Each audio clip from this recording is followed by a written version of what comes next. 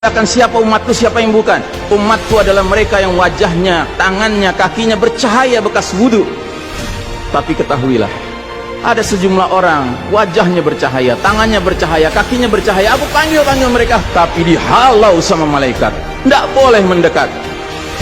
Aku panggil lagi, tapi dihalau sama malaikat. Akhirnya malaikat menjelaskan, ya Muhammad, mereka telah merubah ajaranmu setelah engkau wafat. Kata Nabi selanjutnya, menjauhlah. Nabi nggak mau dekat dengan orang yang berani-beraninya merubah tata cara ajarannya. Dan ajarannya yang paling pokok apa? Tauhid. Setelah tauhid apa? Salat. Dan ingat, salat adalah amal yang paling pertama yang akan diperiksa oleh Allah Ta'ala bagi setiap hambanya. Dan saudara rahimakumullah, saya ingin menyampaikan dua hadis lagi. Satu hadis dari Nabi, la tadaru furujatin lisyaitan. Jangan kalian biarkan celah-celah itu untuk syaitan. Ini Nabi Muhammad SAW yang berbicara, bukan Ihsan Tanjung. Kalau Ihsan Tanjung yang berbicara, Anda boleh tolak, Pak. Ini Nabi Muhammad SAW yang berbicara, yang kita baca salawatnya dengan harapan mendapatkan syafaatnya, dengan harapan boleh meminum air dari telaganya. Jadi kata Nabi apa? Jangan biarkan celah-celah itu menjadi tempatnya syaitan. Hari ini tidak sedikit masjid bahkan memuliakan syaitan, memberi tanda di mana syaitan hendaknya berada. Na'udzubillahi min dzalik. Mau jadi apa kita, Pak? Mau jadi umat seperti apa kita? Ini adalah simpul terakhir, saudaraku. Kalau sampai simpul terakhir ini kita relakan lepas, sudah tidak ada sisanya ajaran ini di muka bumi. Karenanya saudaraku rahimakumullah, bagi saya urusan sholat berjamaah dan tata caranya ini bukan urusan pilihan fikih, Pak. Ini urusannya adalah urusan dengan musuh Allah Ta'ala. Hadis yang terakhir, kata Nabi SAW, innal yahuda qad sami'u dinahum.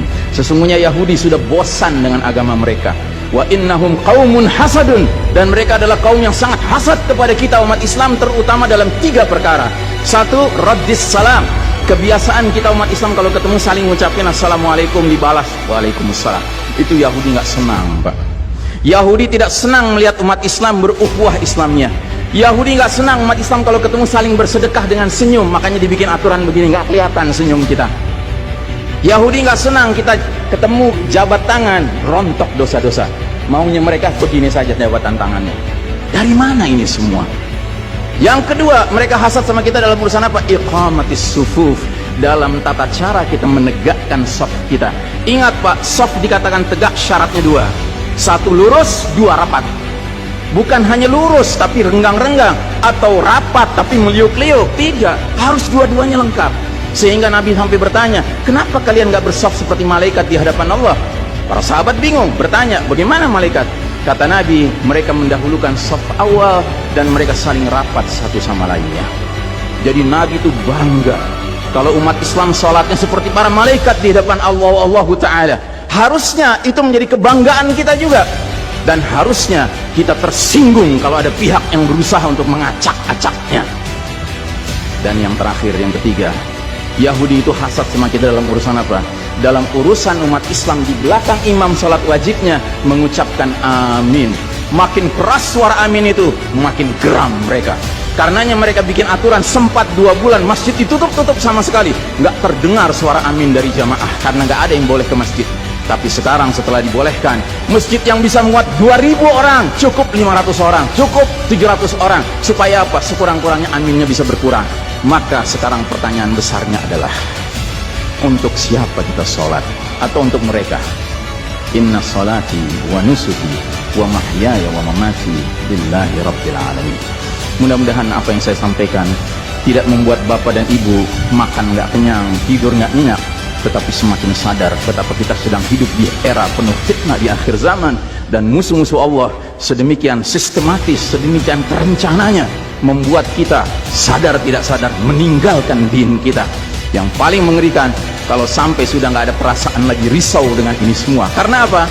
Nabi bersabda, siapa lihat kemungkaran ubah dengan tangan, nggak bisa dengan lisan, nggak bisa dalam hati. Dalam hati itu maknanya apa? Ingkari itu sebagai kebenaran, itu mungkar. Dan itu kata Nabi selemah-lemahnya iman. Sehingga di hadis yang lain kata Nabi, kalau mengingkari saja sudah nggak ada, udah nggak ada iman sama sekali.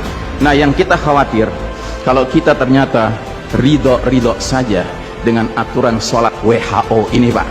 Padahal harusnya kita sholat dengan cara Nabi Muhammad SAW, bukan caranya Tedros atau Bill Gates. Kepada jamaah, inilah nasihat dari hati yang paling dalam kepada saudara-saudara yang saya cintai karena Allah, yang kita sama-sama bersalawat, kita sama-sama mengharapkan air dari telaga Nabi, tapi boleh jadi nggak semua kita ngerti apa yang harus kita lakukan agar air telaga itu dapat jaminan kita boleh meminumnya.